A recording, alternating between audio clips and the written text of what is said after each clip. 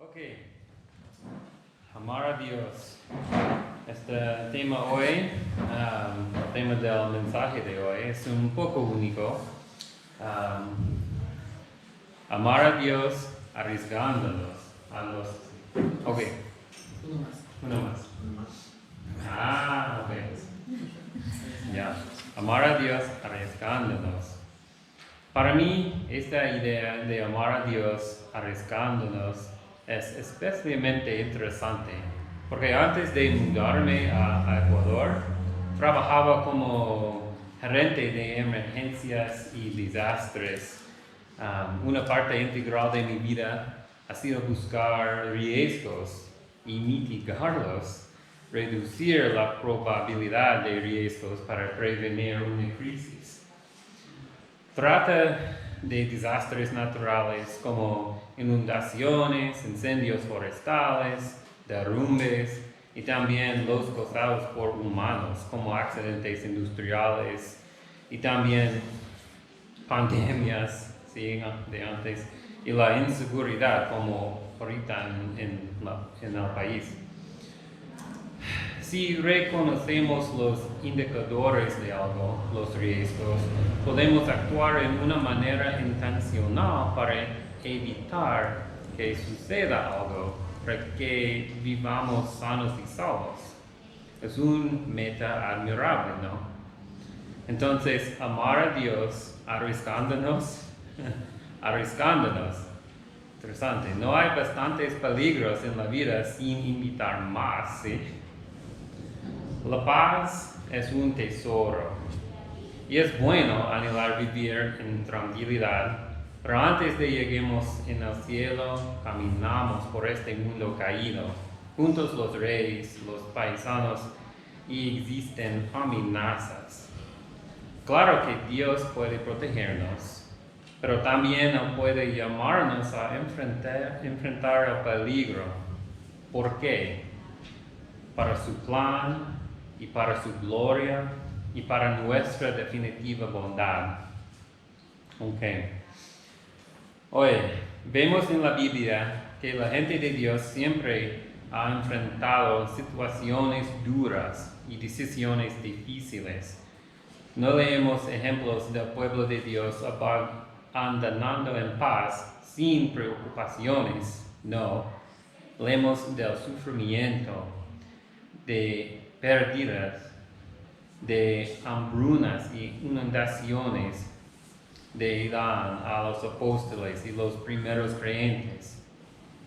Hoy día hay países donde obedecer a Dios y vivir por Él significa vivir contra la ley. Arriesgar es un estilo de vida para nuestros hermanos y hermanas en estos lugares.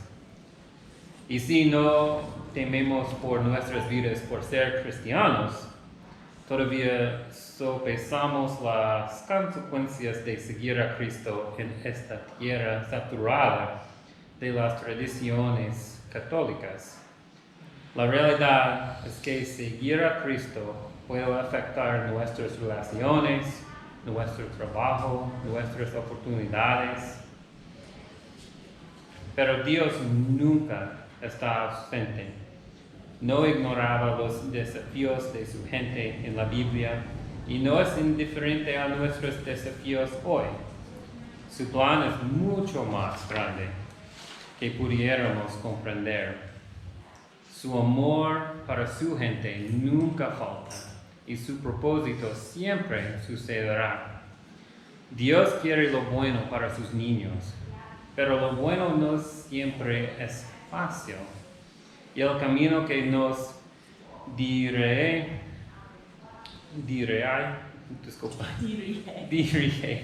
unas veces, no siempre es suave. Puede ser como las calles de Loja, que no son calles más pistas de obstáculos. Andamos en fe o no andamos. Bueno, en el texto de hoy analizamos un punto crítico en el cuento redentivo de Dios, cuando Él pidió que su gente arriesgara todo. Es un texto muy famoso. Estoy seguro que todos lo leyeron durante la semana, ¿sí? Pero si no, espero que puedan orientarse bien por lo que han oído en el pasado. Y continuamos. Vamos al libro de Éxodo, capítulos 1 y 2, donde encontramos a los descendientes de Abraham, los hebreos, viviendo en Egipto. El texto empieza por anotar las generaciones desde José al presente, que ahora es una gran nación entre Egipto. Vemos que pasarán muchos años y una nueva línea de reyes empezó a reinar en Egipto, una familia forastera que se llamaba los Hyksos. Interesante. Su poder era enorme pero frágil. La población los miraba con adoración y temor, justo como les gustaba los reyes de Egipto. Pero los egipcios no vivían solos, no. Había un grupo grande de 2 millones de otros forasteros, de una tierra diferente, con creencias diferentes. Estas creencias diferentes representaban una amenaza a los Hyksos, los líderes, los reyes de Egipto. Para proteger su reino, los Hyksos esclavizaron a los hebreos. Después de unos 100 años, terminó la etapa de los Hyksos y otra dinastía comenzó. Sus faraones seguían en la persecución de los hebreos y siguen teniendo miedo de ellos. Cuando empieza el libro de Éxodo, los hechos de José han estado olvidados por generaciones, perdidos a la guerra, la instabilidad y la lucha para poder. El faraón no sabe la historia de los hebreos, está desconfiado en ellos y está paranoica. ¿Qué pasaría si se levantan los hebreos en armas contra él? Es un escenario que no puedo arriesgar. Su miedo se motiva a decidir hacer algo tan malo, es difícil imaginar, para matar los niños varones de los hebreos. Hay que recordar que los hebreos son la familia prometida a Abraham. Multiplicaré tu descendencia como las estrellas del cielo, Dios dijo en Génesis 26. Entonces, para los descendientes de Abraham es un tiempo precario, lleno de peligro. Sobrevivir en las promesas de Dios. Dios guarda la respuesta a esa pregunta en un bebé. Y aunque no sea el tema de esta prédica, sabemos que no fue la última vez que la esperanza de su gente se encontró en un bebé. 1000 años antes del nacimiento de Jesús, nació este bebé hebreo que se llamaba Moisés. Para Moisés el hecho de nacer fue un peligro. El rey Faraón hubo decretado que todos los bebés varones hebreos deben estar tirados en el río para ahogar. La mamá de Moisés escoger hacer algo muy valiente que voy a leer. La Biblia dice, dio a luz un hijo. Viendo que era hermoso, lo escondió por 3 meses, pero no pudiendo ocultarlo por más tiempo, tomó una cestilla de juncos y la cubrió con asfalto y brea. Entonces puso al niño en ella y la colocó entre los juncos a la orilla del Nilo, al mismo río donde ahogaron cientos de sus compañeros a la mano de Faraón. Así comienza una historia increíble de la redención de Dios y el rescate de su gente. Esta mañana vamos a estudiar 5 ejemplos de personas que arriesgaron mucho. Me di cuenta por primera vez en preparar para el mensaje de hoy que cada persona que hizo un riesgo enorme en esta historia es mujer. Es fascinante que el autor de Éxodo, Moisés, escribe el cuento recalcando los hechos valientes de mujeres atrevidas. Dios usó la rebelión de estas mujeres para frustrar el malo plan del rey y por eso cumplir su promesa a Abraham. Las acciones de un hombre malvado y los riesgos de unas mujeres fieles. El primer ejemplo es las parteras hebreas, específicamente Cifra y Púa, quienes Moisés menciona por nombre. Leemos versículos 15 a 21 en capítulo 1. ¿Quién quiere leer? ¿Brittany? ¿Yo? Yeah. Entonces el rey de Egipto habló con las parteras de las hebreas, una de las cuales se llamaba Cifra y la otra Púa, y les dijo, cuando estén asistiendo a las hebreas a dar a luz y las vean sobre el lecho del parto, si es un hijo le darán muerte, pero si es una hija entonces vivirá. Pero las parteras temían a Dios y no hicieron como el rey de Egipto les había mandado, sino que dejaron con vida a los niños. El rey de Egipto hizo llamar a las parteras y les dijo, ¿por qué han hecho esto y han dejado con vida a los niños?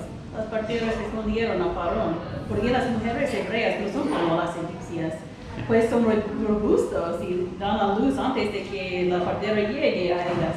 Dios favoreció a las parteras y el pueblo se multiplicó y llegó a ser muy poderoso.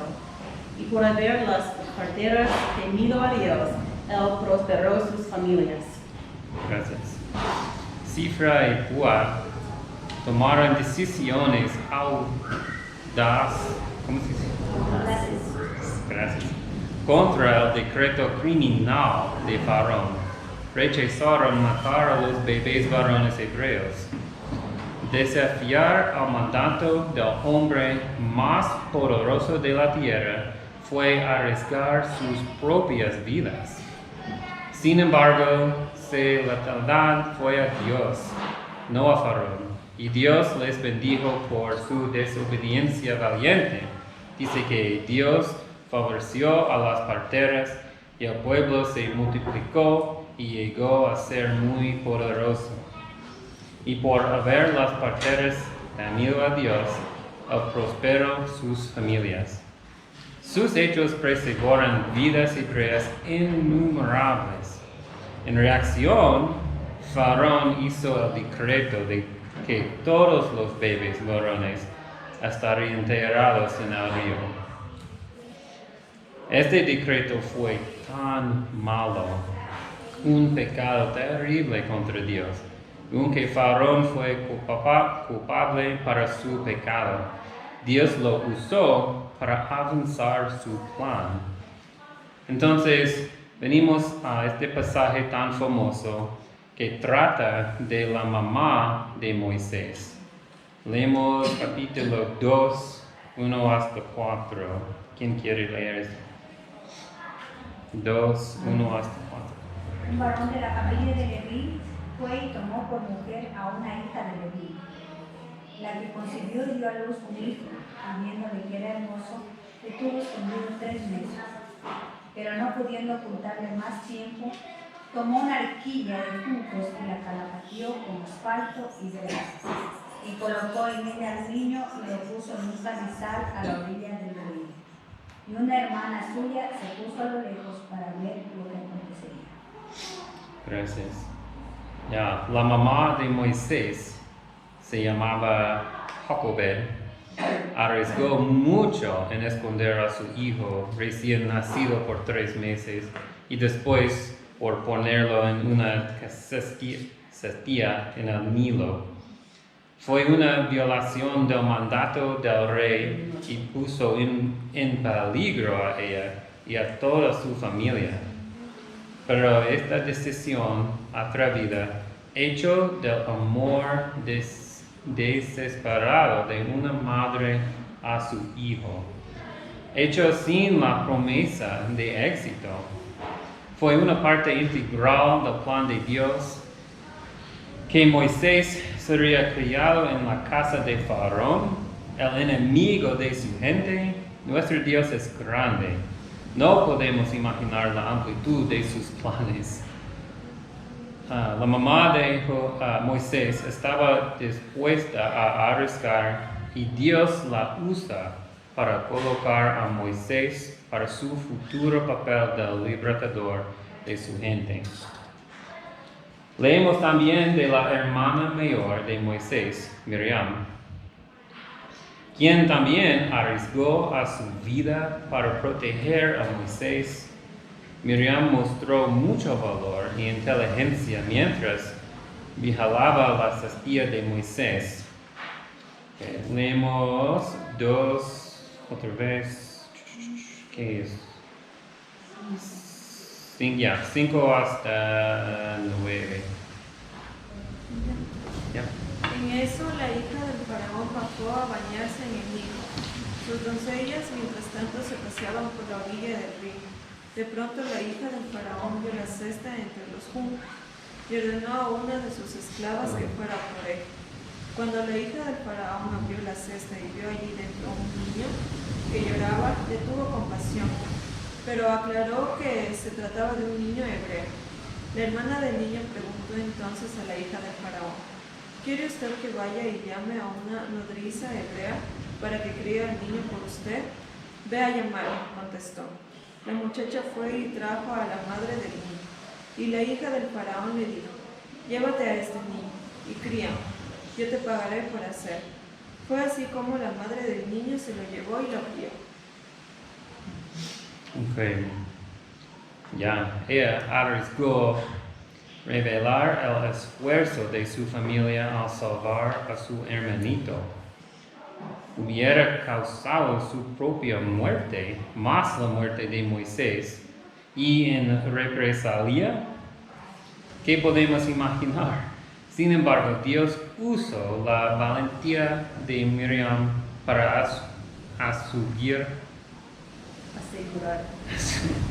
asegurar la sobrevivencia de Moisés y mostró su bondad en permitir que su mamá fue la quien lo crió.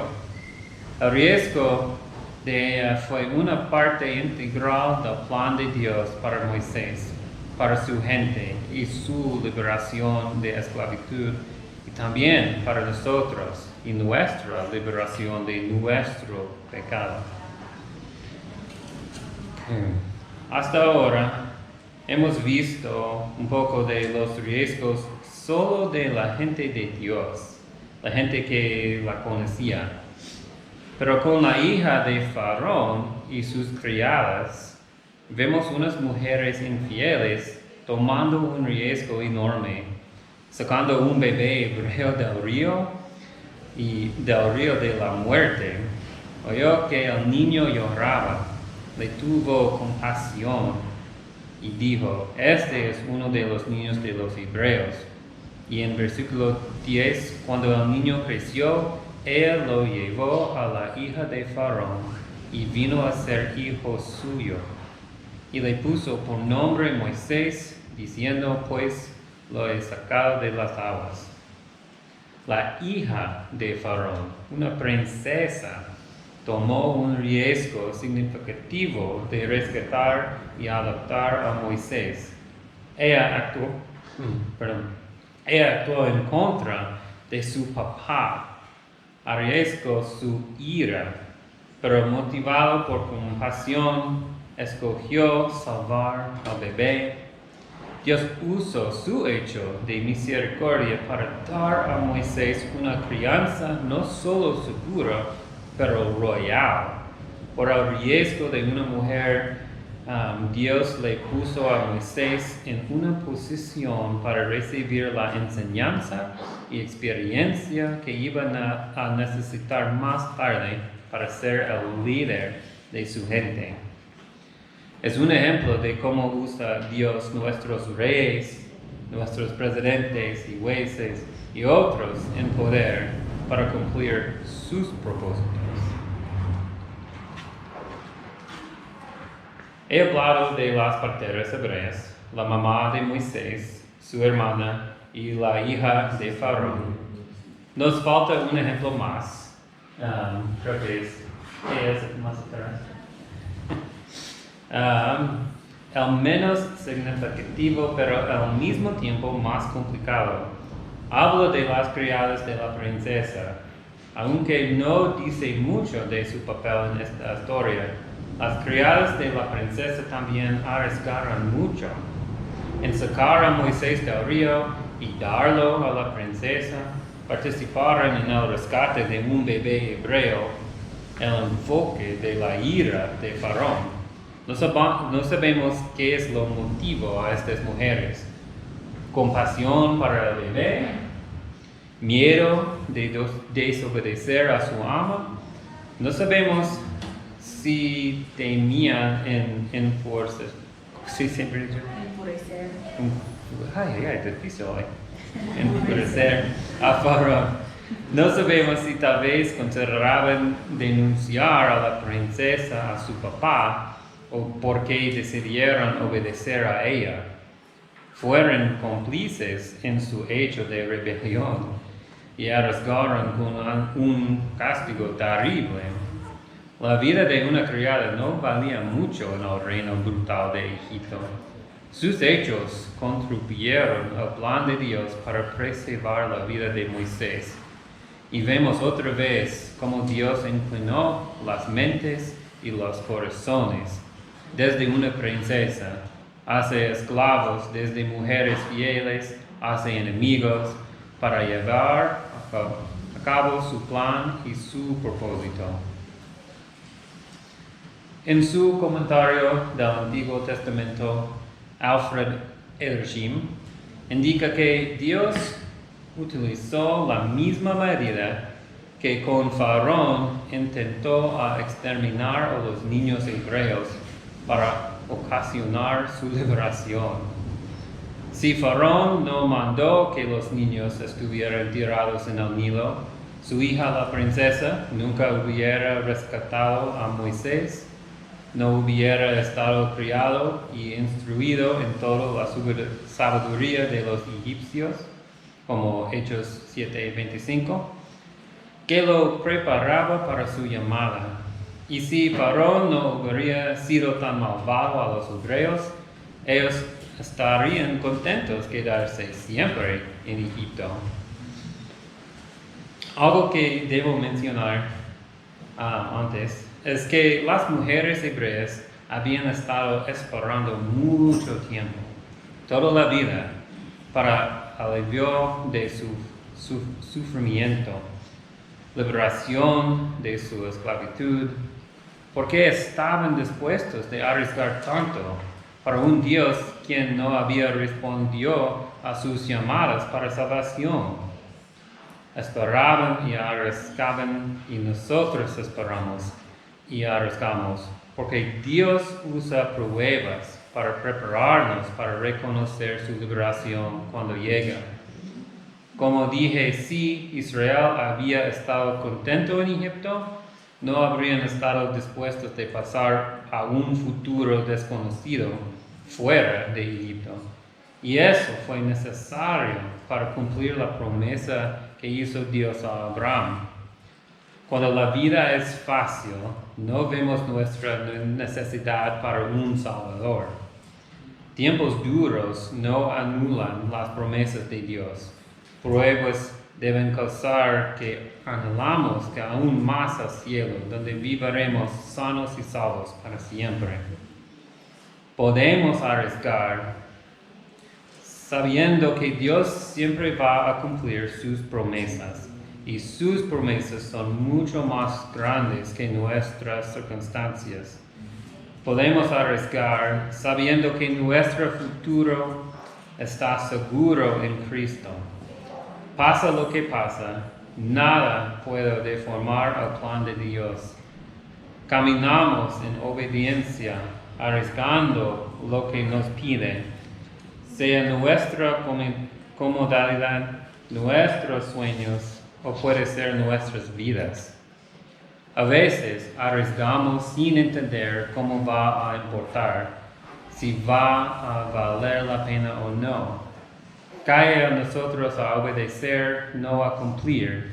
Si Dios nos llama a enfrentar la maldad de nuestro tiempo, si nos llama a hacer decisiones duras, si nos llama a arriesgar todo lo que amamos y que nos importa, sí vale, sin duda, vale. El plan de Dios es bueno y nunca nos abandonará. Amén.